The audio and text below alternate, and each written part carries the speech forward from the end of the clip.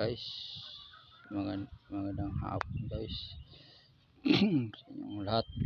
Ito yung bago kong gawa na gawa ng pundasyon. Dobins type lang to, 7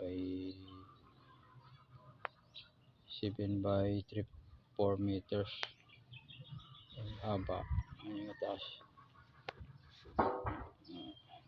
Dyan, hanggang dyan guys, may tili, may parang bench.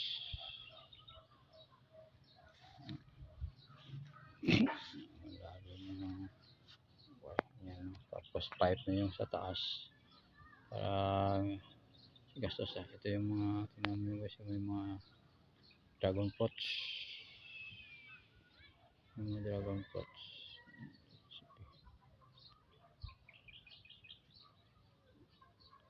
ito guys, update na lang kayo guys pagka matapos na to kung ano yung resulta sa ginagawa namin.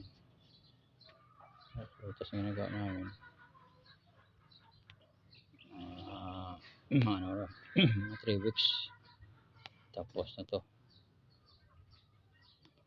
Tatlo lang kami gawa. Ito ngayon ano ba to, kalating araw pa lang to.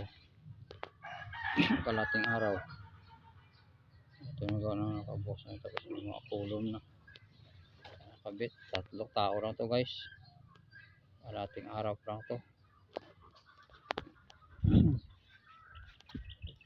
Ito dyan, mga batong malalaki laki yung bato guys. Tapos may tubig pa ito, tubig.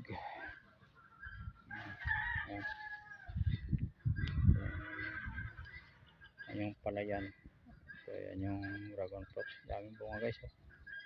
Ayan guys, daming bunga dragon fruits. So yan dragon fruits plantation, yan mga dami.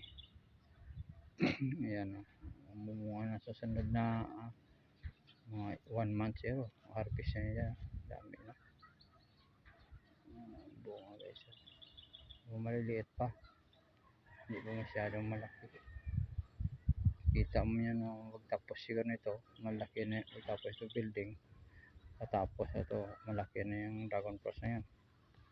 Yan yung gawa namin.